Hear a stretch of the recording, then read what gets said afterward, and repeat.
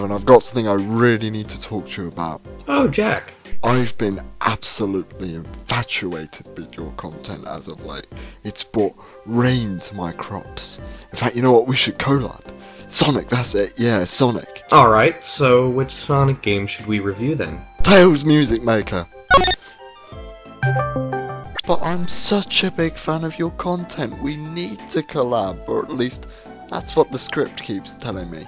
In fact, you know what? Forget Tails Music Maker. How about we do Sonic Advance for the GBA? Alright, but we should do all 3 in one analysis. Why all 3? Because it makes the review longer, and it looks more impressive to simpleton. Nah, I'm just kidding. It will kill 3 birds with 1 stone. Hey, Christoph. I was wondering... sorry, hold on. Shut up! Sorry about that. But yeah, I was wondering if you wanted to do a collaboration anytime soon. I don't know if you're planning anything, any videos. I'm busy.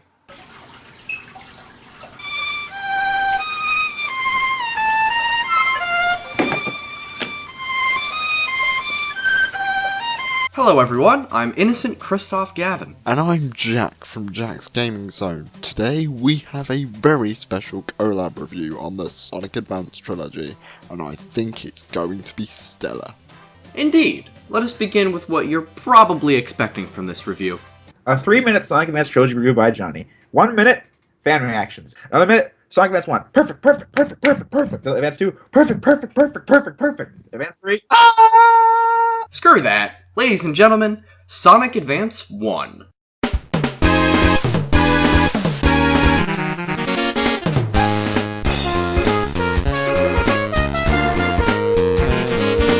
A brief history lesson on the development of the game are as follows. Unfortunately, I found absolutely nothing while researching this game's development. Wow. I'm extremely disappointed that I have nothing to say on this, but one thing that I can mention is that Sonic Advance was not developed by Sonic Team themselves, but rather a company under the name of Dimps. This was not Dimps' first attempt at making a game in the Sonic the Hedgehog series. Their first contribution to the series was actually a game called Sonic Pocket Adventure for the Neo Geo Pocket Color. Despite how obscure it is, I'd recommend it if you can find it. It houses essentially what is Sonic 2's level design while having Sonic 3's soundtrack, while also being 8-bit. In any case, Sonic Advance was their first game that people actually recognize and remember. Here's another little tidbit. Sonic Advance was not only released for the GBA, but also the Nokia N-Gage under the title Sonic N. It wasn't received well from what I hear due to the effects of screen crunch. That end, who owned an N-Gage? Beats me, hence why we've decided to focus on the GBA version since, let's be honest, that's the version that everyone is going to play. Alrighty, let's get on with the review. Diving right in, the story begins with Dr. Eggman stealing little woodland creatures and turning them into his robotic slaves so he can conquer the world. It's a real departure from what you've gotten before in the series, and you'd be hard-pressed to find storytelling any deeper than this. Said no one ever. As you can see, both the story and gameplay were kept incredibly simple to emulate the same experience of the Genesis games. This is a very positive thing, as not only does it stay true to the nature of classic Sonic, but it also offers what is truly needed from a 2D Sonic game, which is the ability to begin gameplay right off the bat. After you've selected your character, you'll notice things seem very familiar. You start the game in Neo Green Hill Zone. Not the most original level, I know, but I think it serves as a metaphor as to exactly what sort of game Sonic Advance is. A flashback to Green Hill Zone, but given a fresh coat of paint to update Sonic Advance for a more modern audience. As for the zone itself, it's pretty standard. You've got your loops, springs, and of course your dash pads. It's also very short and fairly unremarkable, all things considered. The next zone is Secret Base, and it's probably one of the best levels in the game. You start outside the base to where you have to zip through the window. From there, the level takes on a more Metropolis Zone vibe, with ropes to swing on and hooks to grab to get to higher places. Casino Paradise is actually fairly different from the other levels that take on the same casino aesthetic. Instead of using slot machines, this level decides to go for a more Disneyland type aesthetic. Candy cane coloured slides, wooden boat rides, and the castle in the background are just a few examples. It feels familiar, but fresh at the same time, which is great. The atmosphere was absolutely nailed with this one. This level also has a ton of alternate pathways to check out, which is something that I feel all fans of the classics can appreciate. This is Gavin's favourite zone, and it's not difficult to see why. Ice Mountain is a level most people aren't going to like on their first playthrough. Why? That's why. It's the main gimmick of the level, so you better get used to it. Despite this, however, compared to other water-based levels, you don't really spend all that much time drowning, which makes this level more tolerable. Still though, it's a rather boring zone with boring level design. Not worth getting upset about, just not a fun zone. Well, here's another familiar stage, Angel Island Zone. Unlike its Sonic 3 counterpart that was more focused on the natural elements of the island, Sonic Advance decides to turn its attention to man-made structures. Gimmicks include clouds to bounce on like in Sky Sanctuary Zone, poles to hang on, waterfalls to jump up like in Sandopolis, very nice touch by the way, as well as weird Pokeball shaped screws. My fan character's even the boss of this level. My OC's better than yours! Shut up! Last is Egg Rocket, and this level's a very tricky one, sometimes for the wrong reasons. Up until now, there has been no zone that either of us have considered flat out bad.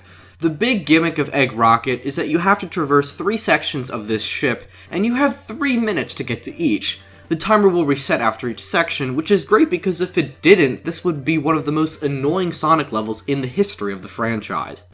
Oftentimes you'll be launched into enemies and spikes with little to no time to react. And my least favorite part of the zone, the outside areas are filled with bottomless pits, many of which are impossible to predict, so if you fall, pray you'll land safely. Don't count on it though. There's also one instance of a noob trap. At one of the final sections of the level, there'll be a dash pad right next to a conveyor belt. Using your 2D Sonic instincts, you'll probably deduce that since this is off the beaten path, there's something hidden down there. Nope, you just fall straight back down to where you came. Thanks developers, love you too.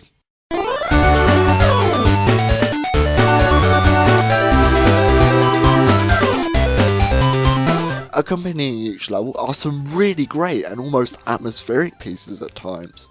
An example being Secret Base with its funky spy thriller type beats.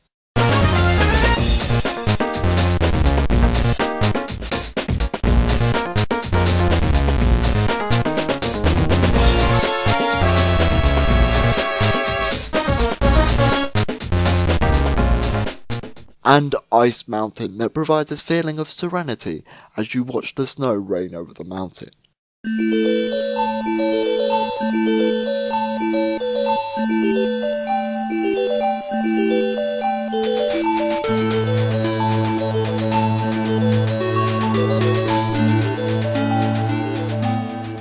Really good here, especially for the GBA's limited sound chip. I'm going to have to disagree with you there, Jack.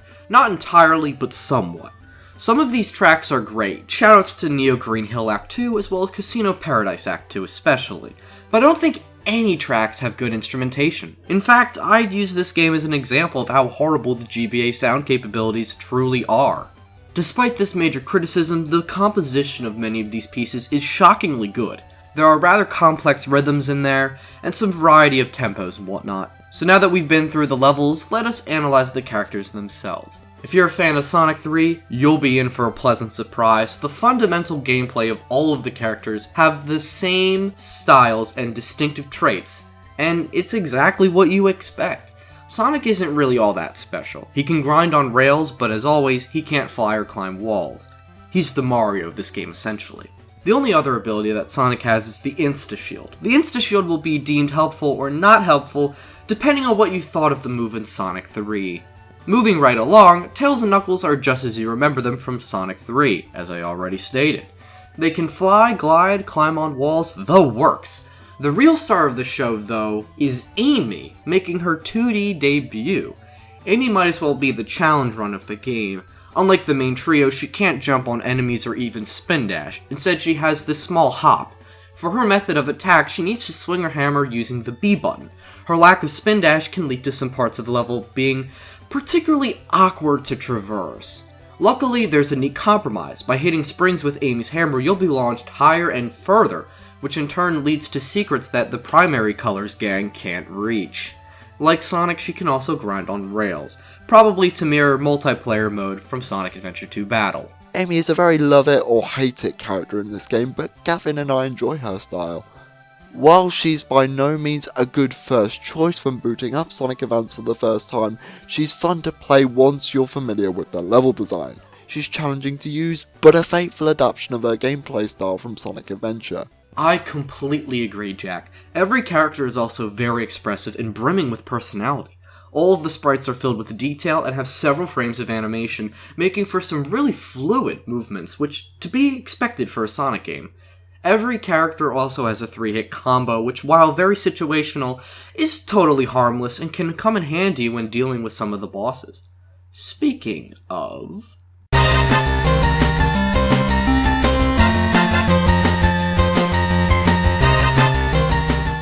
The bosses fall into that same subpar category as the Genesis games. You can keep hitting them over and over again, which actually makes defeating the bosses a total cakewalk. A lot of people claim that they like it when the bosses are designed in this way, saying that it's fast-paced and therefore fits with the theme of Sonic. If we compare this type of boss to, say, the Egg Golem from Sonic for Episode 2, we can see that the boss has the exact opposite problem. They're harder to hit for sure, but the downside is that they tend to drag out to an almost tedious degree. I propose that the challenge from a Sonic boss should come from finding unique ways to damage it, rather than waiting for an opening.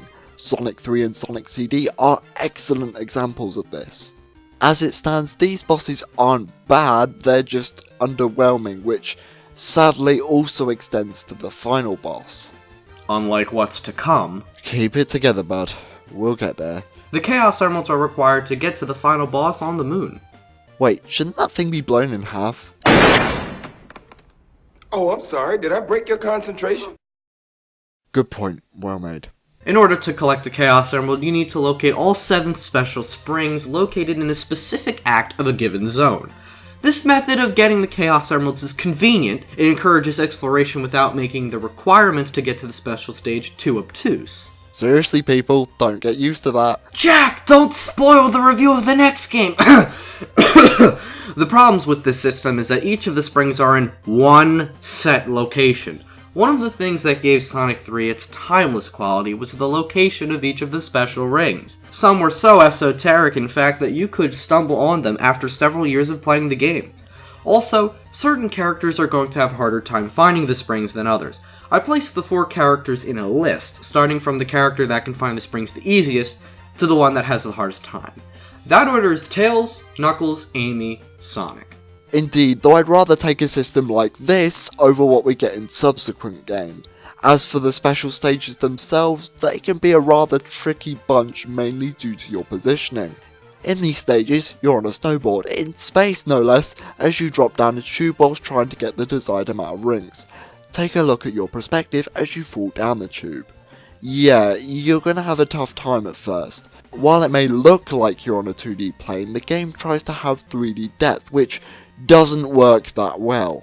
What this means is that sometimes you think you're on top of the rings, but actually you're way off. It's not something I'd necessarily call bad, just different. Once I got a feel for them, I actually found them to be pretty okay. Sadly though, unlike Sonic 2 and 3, you can no longer go Super Sonic in stages. Instead, he's used as a final boss exclusive, which sucks. I don't know, I actually kind of prefer it this way. Really? How come? Well, it's more down to how many times I've played these games. I honestly felt that in Sonic 2, since a lot of stages weren't that vertically complex, they could be beaten in mere minutes with Super Sonic. This ultimately meant the ring limit meant nothing in the long run. Given that Sonic Advance's level design is much more compact than something like Sonic 3, I feel the same could apply here. Again, your mileage may vary, but I've played Sonic enough to where cheesing the level of Super Sonic isn't really all that fun for me in particular, as I feel it ruins the challenge. That said, however, I do think the super forms should have at least been an option for those who want to use them, especially given all the effort you have to go through just to get the emeralds in the first place.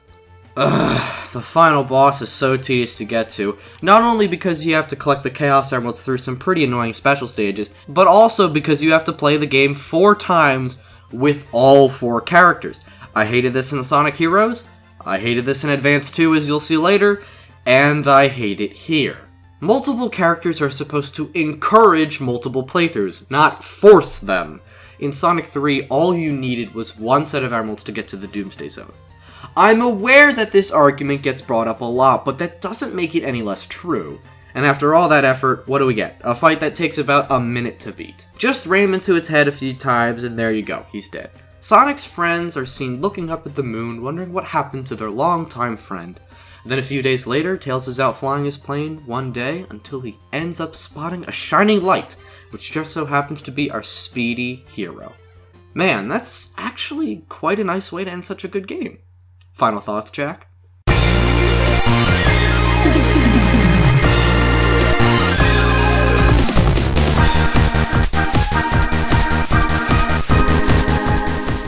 Sonic Advance, to me, is everything that Sonic 4 should have been. It expands on what made the Genesis game so great with an updated look and the addition of an extra playable character. At the same time, it keeps things simple, familiar, and above all, fun, so that gamers of all ages can instantly pick this game up and start having a fantastic time. With that said, time for the good old recommendation system. Alright, Jack, 2 people have to agree on this ranking, it can't just be me. Oh, don't worry, I think I can read your mind with this one. Go for it. Alright! Sonic Advance is sadly unavailable on the Wii U eShop in North America, so that means that the only way to play this game is on an original GBA. You can find the game used on Amazon for around $15, otherwise you'll have to go hunt it out yourself. With that being said, as well as what Jack and I have said about the game's quality, we believe that Sonic Advance is a deserving time. Give it a shot, people, you won't be disappointed. I do feel that this game could have been a tad more original. Don't get me wrong, it's still a great game, I just think perhaps this game plays it a little too safe. You know what I mean? I certainly do, Evan. Maybe this next game might be more of what you're looking for. Sonic Advance to everybody.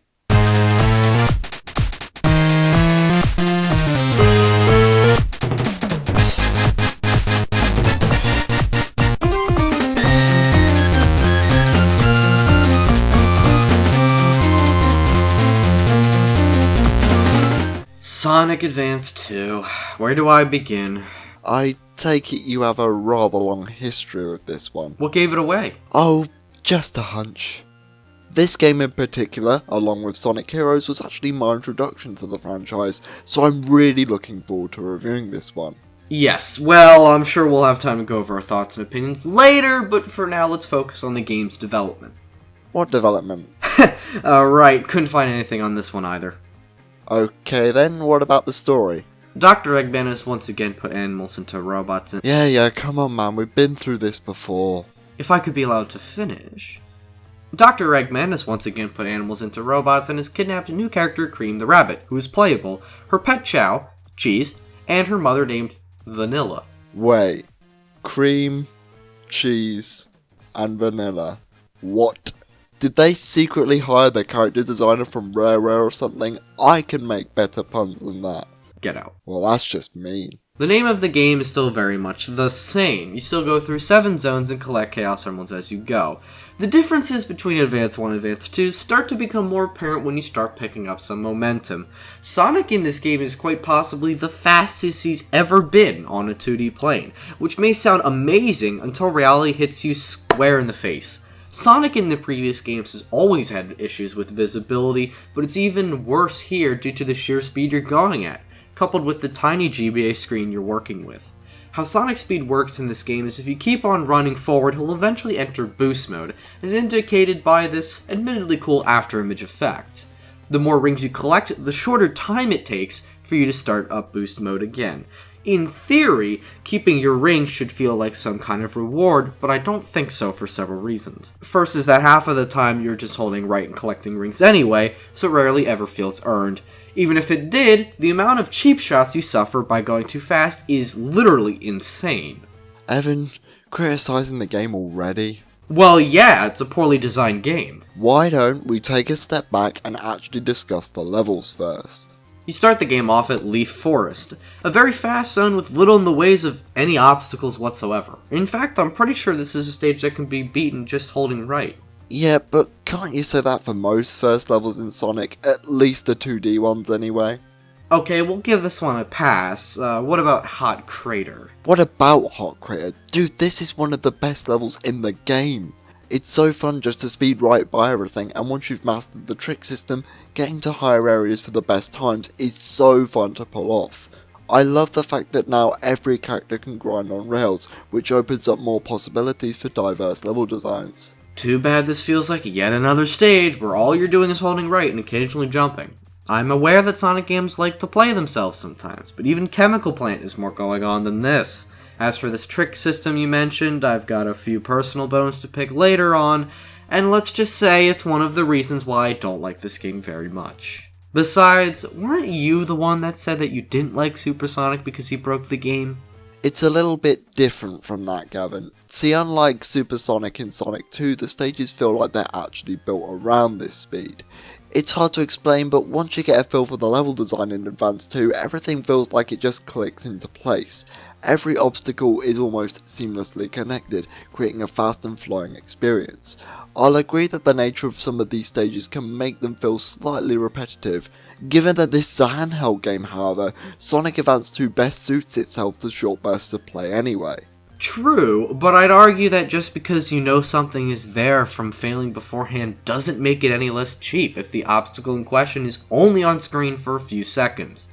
I appreciate trial and error gameplay, but this game has moments where they surprise you with bottomless pits constantly. Not only does it break the flow you were talking about, but it is aggravating on the part of the player. Also, Cream is basically supersonic, at least when it comes to boss fights. Cheese's attack is just plain broken.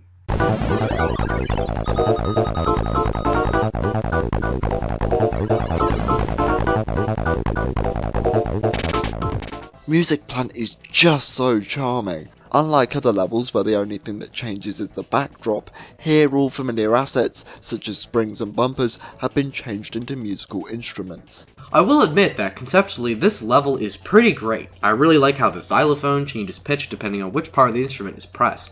Being launched through various trombones and trumpets is always a good time, and using the wind from the flutes and clarinets to get to higher areas is very creative. Another very polished stage is Ice Paradise. Unlike a lot of other snowy levels in Sonic where the stage usually takes place in a mountainous region, here we get a glimpse of a frozen cityscape during the night time, and as a result it's a beautiful looking stage. To top that off, we get a song that just oozes the holiday season, one of my favourite times of the year.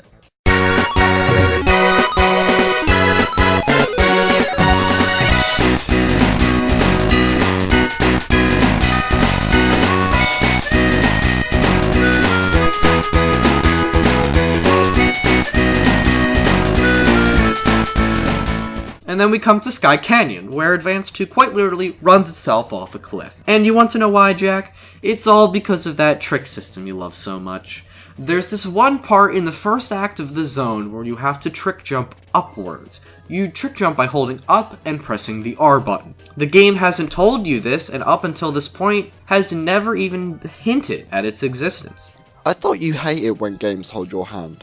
Oh, I do, but what I hate even more is when the game spends the first 3 zones expecting you to do nothing but hold right, then just throw advanced techniques out of nowhere at you and expects you to just get it. I'd take Omochow at this point. You could just read the manual. Good one, Jack. Techno Bass is yet another interesting stage. I love the CPU aesthetic, and the holographic spikes are yet another really nice touch that I love. The actual level itself, on the other hand, has much of the same problem as Sky Canyon, in that if you aren't on the top route, bottomless pits will sneak up on you. I'll cover this last one. Finally is Egg Utopia, where the game taps into its inner crazy gadget with anti-grav gimmicks. Unlike the game, however, you aren't able to control it, at least not in the main acts. Despite what I might feel about the level design, I do really like just how grand this level feels. You can literally see the Earth as you constantly enter and exit the station, and it looks really epic. Egg Utopia is a great example of space atmosphere in games. I think the problem with the greater sense of speed as far as the levels are concerned is that a lot of them do tend to blend together. Not just through their structure, but also through their set pieces too. I mean, they are there, don't get me wrong, but you go by them so fast that you don't really notice them.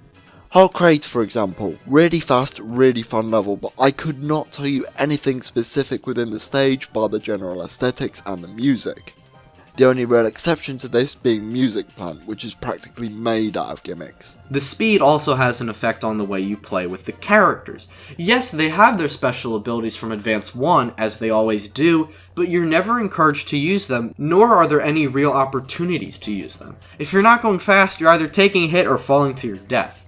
I'd have to agree with that. I love being able to play as Tails and Knuckles, but I can't remember the last time I climbed a wall as Knuckles in this game. Maybe when getting the Chaos Emeralds, but I don't really want to open that can of worms. At least not yet. In Advance 2, you have to beat at least 70% of Sonic's campaign in order to unlock all the characters. That's dumb. You want to know what else is dumb? The boss fights. They all suck. That's right, every single one of them. To be fair, most Sonic bosses are not the best, but at least the ones in Advance 1 weren't annoying. The bosses have you constantly moving forward, and this comes with a number of different problems. The first is that if the boss hits your character, you lose all your momentum and get knocked back to the far end of the screen. You can double tap the right button to perform the dash move, though this is rather tricky to pull off. Another issue is that because you are constantly moving forward, it's hard to change your position while in midair. This is especially true for bosses like the one in Technobase, where you have to dodge little balls of energy while trying to actually hit the boss. You know, what you're supposed to do? If only you could stop like in the other games. Indeed.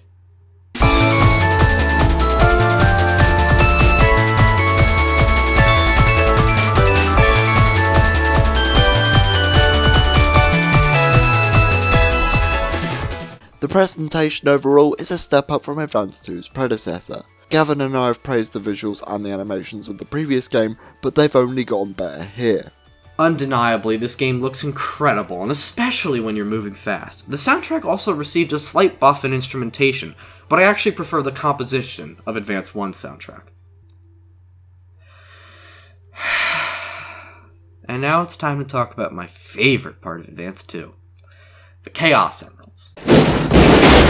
Remember how in the first game you had to find a special spring? Well, this is nothing like that. In each level there are special rings you have to collect. So, how many rings do you need to get to the special stage, Mr. Gavin? 7. What? You heard me! 7! You need all 7 special rings. You know what other game you need to collect 7 special rings? No, please, no, please. You need all 7 special rings in order to get to the special stage, and that's not even the worst part. Since you're going so fast, you'll never have a chance to stop and find the collectibles. Some of these rings are so well hidden that a guide is pretty much required to get all 7. If you die, you gotta collect all 7 again! Which, given what we talked about, is just not fun. Ironically, the special stages themselves are an absolute joke. You're in a 3D Mode 7 type space, much like the Sonic CD special stages. When you collect a string of rings, you'll gain a 2 times multiplier. Get more rings, then you'll get a 3 times bonus. Then a 4 times bonus, and then a 5 times bonus, and it just keeps on going. May I remind you guys that you only need 300 rings, and you can get them in less than 20 seconds. Oh, well, we haven't even gotten to the best part. In order to get everything in the game, which includes the Tiny Chow Garden that we don't care about, a sound test, time attack, boss rushes, and an extra playable character in the form of Amy Rose, you have to collect the Chaos Emeralds 4 times! That's the dumbest thing I've ever heard. That is the biggest understatement I've ever heard. In the ending, Sonic turns super and rescues Vanilla from her capsule. All of a sudden, Sonic loses his super form, so he does what any normal person would do in this situation, attempt to land on his feet. Hold on a minute, I'm pretty sure Sonic's legs should be broken and his bones shattered after a fall like that. Yes, well, Dimps never really was one for realistic physics. So, how does Mr. Gavin feel about Sonic Advance 2?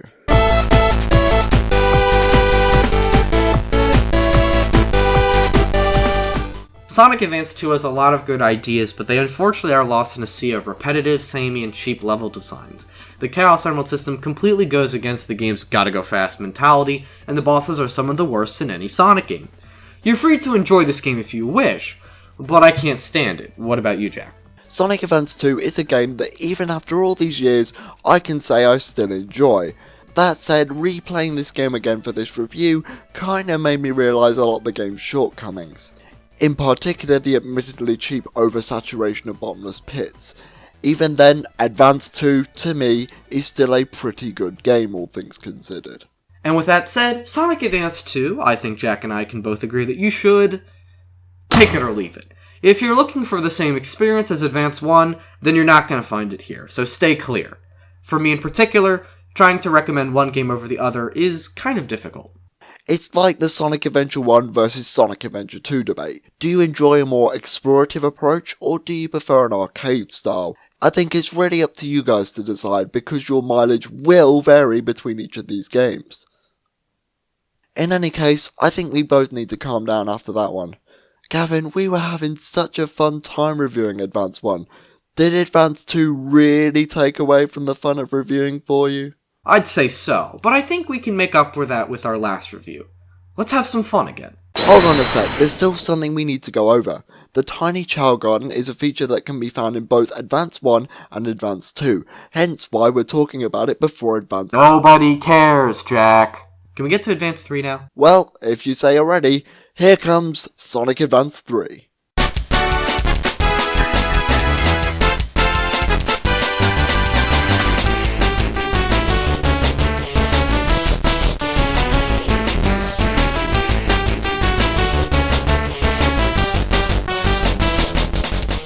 Here we are, the final game for today's analyses, and my personal favorite out of the three. As for this game's development, I still didn't find anything. The story is actually much more complex this time. Dr. Eggman has stolen the Chaos Emeralds and has used them to split the planet into several pieces. You mean like Sonic Unleashed? What do you mean? Sega never reuses ideas. Dr. Eggman is not alone, however, as this time he's got a new robot working for him in the form of General. Oh boy, it's time for another detour. In a game called Sonic Battle, also for the GBA, there was a character named Emerald. Emerald was a special type of robot named a Gizoid. Gizoids had the power to copy the movesets of their opponents. What does this mean in the context of this game? Absolutely nothing. All you need to know is that Dr. Eggman has rebuilt Emerald, and now he's out for your blood. While the levels in Advance 3 are nowhere near as fast as last time, it more than makes up for it by having a balance between speed and platforming. I'm more of a fan of Advance 1's philosophy, but I can't deny that this game certainly has a lot going for it. This can no doubt be traced back to the big new feature of this installment of the Advance series, the partner system. By going into the giant ring at the start of each hub world, you can now pick two characters. The first character will be the one that you control, and the second one will determine what kind of abilities the player character will have. This essentially means that you have near infinite possibilities when approaching a given level. Sonic, when partnered with Knuckles for example, not only gets the insta-shield, but also a bounce attack, as well as a flaming upward strike. Knuckles and Tails might as well be the best combination in the game, as not only Knuckles can glide and climb walls, he also gets a double jump, which is really handy for going great distances. Indeed. My favourite thing about the partner system has to be how they handled Amy. In Sonic Advance 1, she had to use her hammer to get around the levels, as we explained earlier.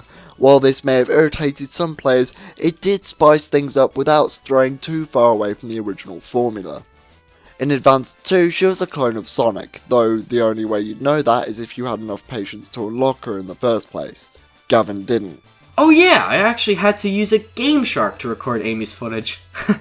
In Advance 3, if you pair Amy up with Sonic, then she'll have her Advance 2 playstyle. On the other hand, if she's paired up with any of the other characters, she'll play like she did in Advance 1. I love this because it satisfies both types of players. Now for the levels themselves. Route 99 is a very refreshing and almost subversive opening stage. Instead of starting in a grassy field like most Sonic games, you're instead given something along the lines of Sonic Adventure 2 City Escape. I don't care what side of the fanbase you come from, you're outright lying to me if you tell me you don't like City Escape. This level is still plenty fast and has a lot more going on with it compared to Green Forest. the appearance of seesaw-type platforms from Starlight, complex loops, and the abundance of grind rails help Route 99 stand out. Gavin and I found grinding annoying in Advance 1 and 2 because once the rail went in a tilted direction, you could no longer jump on them. Advance 3 finally fixes this as it allows players to jump on rails whenever they'd like. Moving on to Zone 2, Sunset Hill is about what you'd expect from a level with a lot of platforming. There are poles to jump across, and even the occasional waterfall. Act 3 in particular has a really nice test of your platforming skills. It's a vertically based stage, so you won't die if you fall, but you will have to do certain sections again. Punishing, but not unforgiving.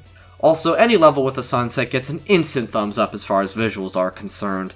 This level also contains a really sweet remix of Green Hill Zone. Take a listen.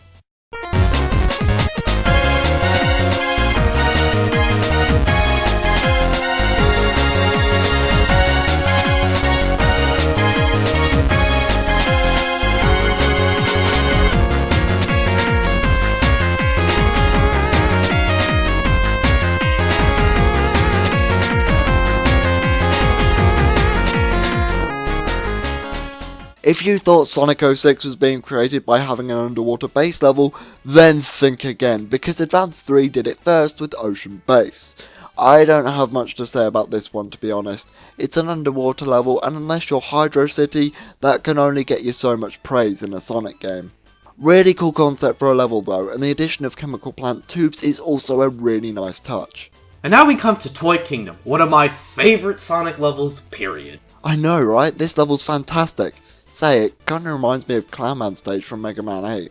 Hey, we don't talk about that game. This level is just packed to the brim with charm. You have animal-shaped balloons to bounce on, spinning panda teacups, and the springs have been turned into jack-in-the-boxes that require correct timing to use. One of my favourite things about this stage has to be the badniks, which is not something I can say for any other Sonic level. You have your lines of toy soldiers and the juggling clowns, but my favourite has to be the piggy bank on wheels that sucks up your rings when you get hit.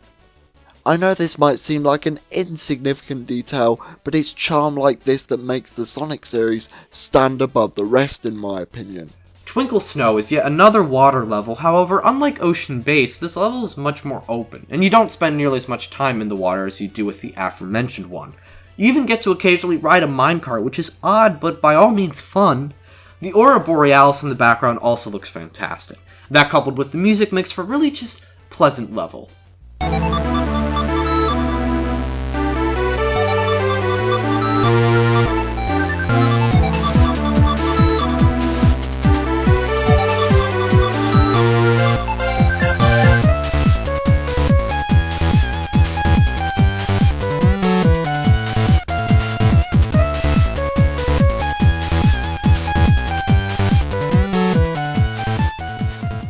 Cybertrack shares a lot of similarities to Technobase from Advance 2.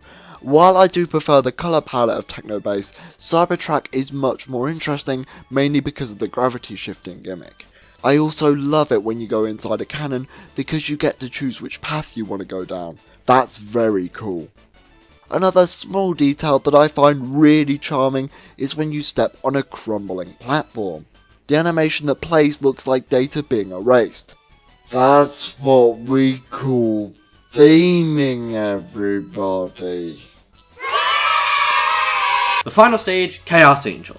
Unfortunately the weakest out of them all. The problem is that the stage goes on for a tad too long, and to top it off with an overabundance of bottomless pits. And then you have Act 3, which is really lame as you're just standing on one platform all the way to the goal ring. Thanks, Stims, what a great closing level!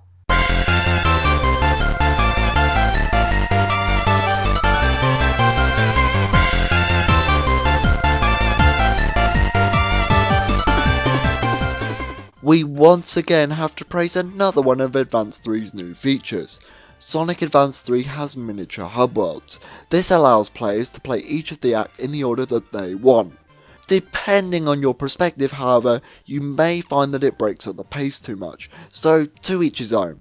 This is also where you can choose to talk to Omochao, who will teach you all your basic moves, so you never have to worry about moments like the one in Sky Canyon ever again. In fact, the trick system is no longer required, since only certain combinations such as Sonic and Tails allow for them. While not as bad as Advance 2's case, Advance 3 occasionally suffers from visibility issues. Though you'll only suffer the consequences, say, 5 times. 5 times? Alright, there are 5 crushing blocks in Advance 3, but everyone complains if they are everywhere in the game. So to clear up this common complaint, Jack and I fully admit that there are unfair instances of death via these 5 crushing blocks. But at least in my opinion, it doesn't matter much if it only happens 5 times. But what if a player complains about this game being filled with bottomless pits, despite the fact that Advance 2 had just as many, if not more? To them I say, cry me a river. The Chaos Emerald system works like this. There are 10 Chow in a given zone, 3 in each act and 1 in the hub world. You need to collect all 10 of these Chow.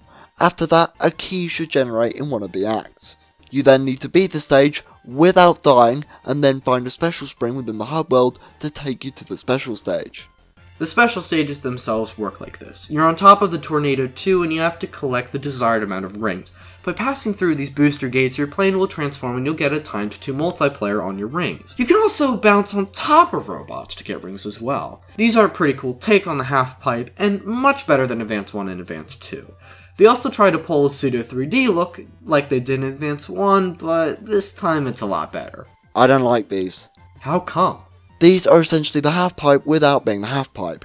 I've got a few problems here. The first is that you're controlling 2 things, the plane itself and your position on the plane. This can make it difficult to respond to obstacles in time without losing your rings, and in the later stages, getting hit twice is pretty much a death sentence. Second is that much like in Advance 1, where your own relation to the enemies can be very hard to grasp. This can not only make dodging their projectiles a huge pain, but actually hitting them back. In cases like Special Stage 7, the robots are right next to bumps, and you're almost required to bounce off them to get your ring quota.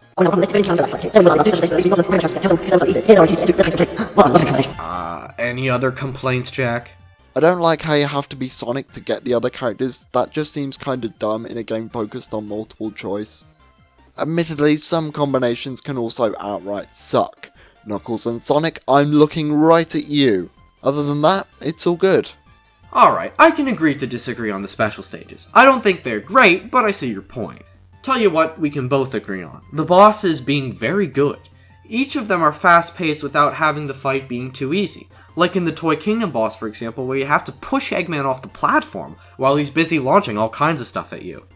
The penultimate final fight is also a ton of fun as it keeps you on your toes with all sorts of different attacks. I can easily say that these are some of the best bosses in the Advance series.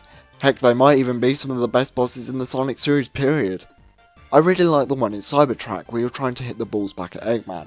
See, that's what I'm talking about. It should be about how you hit the boss, and not so much when you hit the boss. Although, Twinkle's Nose Boss doesn't quite do it for me. A boss suspended over a bottomless pit? Now that's some classic Dimps design right there. It took me 10 years to beat this boss. It took you 10 years to beat this boss? I suck at video games, alright? Leave me alone. When you've collected the Chaos Emeralds, the final boss will have Gemerald absorbing the power of the Emeralds and ultimately betray Eggman. Super Sonic and Eggman team up to stop the rampaging robot in what might be one of the best 2D Sonic final bosses. You're constantly having to dodge his projectile attacks while waiting for the right time to use your tag action so you can attack him. It's just a really fast-paced and fun fight while being challenging. I would also like to give Advance 3 credit for being the only game in this sub-series where you don't have to play the game 5 times to get to the final boss. After the battle, Sonic is woken by the sight of his friends as they set off for yet another adventure. You learn that during the credits, Cream actually worked together with Tails to rebuild Gemerald, and now they're the best of friends. How sweet. I should also point out that this game does in fact have voice clips, making it the last game to use the Sonic Adventure voice cast until Dean Bristow's passing in 2005. May he rest in peace. This may be obvious and a little shoehorned in, but I'd like to mention that the graphics for the Advance games have peaked here, and the animation is almost mind-blowing in Advance 3. The instrumentation of the soundtrack is at the highest peak as well, and I think the composition coincides in that regard. Here are some highlights.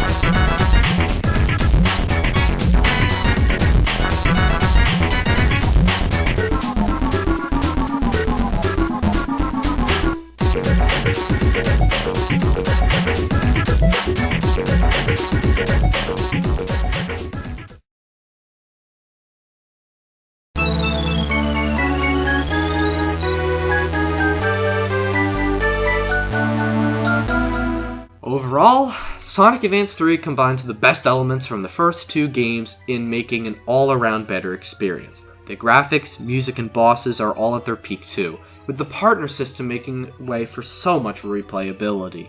Indeed, much like Sonic Advance 1, we've decided to give this game a score of a deserving time, as it's truly a blast to play. You can find it on Amazon for about the same price as Sonic Advance 1 and 2. Judging the Advance games as a trilogy, we both think that they are an excellent attempt at keeping the 2D Sonic formula fresh and interesting. The stage concepts are interesting, the game controls very well, and the soundtracks overall are decent. Being able to play as multiple characters is also very appreciated. While you might not end up enjoying every game in the trilogy, there are certainly games that every Sonic fan should own at some point. I couldn't agree more, and with that ends this incredibly meaty review. Well, Jack, thank you for joining me, and if you're watching this video on my channel and would like to see more of Jack, be sure to check out Jack's Gaming Zone. I recommend his review of Shadow the Hedgehog, as well as his review of Pokemon Sun and Moon, just to start out. Likewise, if you're watching on my channel and would like to see more great videos done in this style, be sure to check out Innocent Christoph Gavin. I would recommend his very interesting and insightful analysis of Super Mario 64, as well as his fantastic analysis on Phoenix Wright Ace Attorney Justice for All.